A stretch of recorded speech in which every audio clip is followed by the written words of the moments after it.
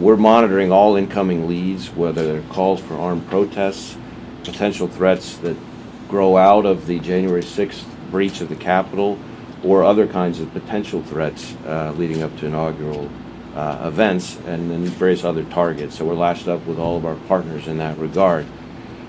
When we talk about potential threats, maybe I'll just say a word or two about that. We are seeing an extensive amount of concerning online chatter, I guess is the best way I would describe it, about a number of events surrounding the inauguration. And together with our partners, we evaluate those threats and what kind of resources to deploy against them. Right now, we're tracking calls for potential armed protests and activity leading up to the inauguration. And the reason I use the word potential is because one of the real challenges in this space is trying to distinguish what's aspirational versus what's intentional. We're concerned about the potential for violence at multiple protests and rallies planned here in D.C. and at state capitol buildings around the country in the days to come that could bring armed individuals within close proximity to government buildings and officials. As you can imagine, the amount of volume, the volume of information up there is significant, but we've been pushing that information as rapidly as possible to all of our relevant law enforcement and intelligence partners. And if we find that an individual poses a violent threat, then we and our partners will take advantage of every lawful authority and method we've got to disrupt any attempt or attack. Our posture is aggressive, and it's going to stay that way through the inauguration.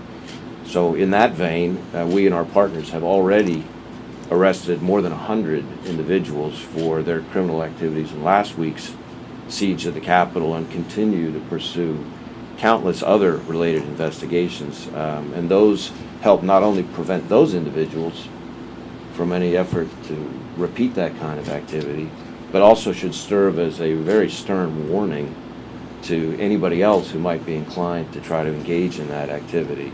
But we're also taking other steps. The American people may not hear about every disruption in the media and may not see the FBI's hand in everything we do, but they should be confident that there's an awful lot of work all across the country going on behind the scenes, out of the spotlight, where we're feeding relevant information to all of our partners so that they can harden targets as appropriate.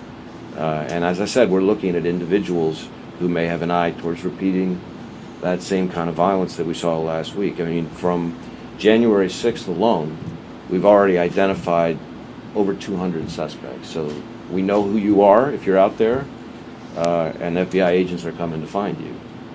My advice to people who might be inclined to follow in the footsteps of those who engaged in the kind of activity that we saw last week is stay home. Look at what's happening now to the people who were involved in the Capitol siege, wherever they scattered to, whether it was Memphis, Phoenix, Dallas, Honolulu.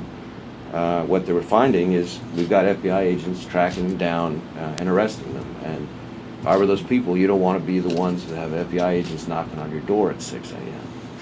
So anybody who plots or attempts violence in the coming week should count on a visit.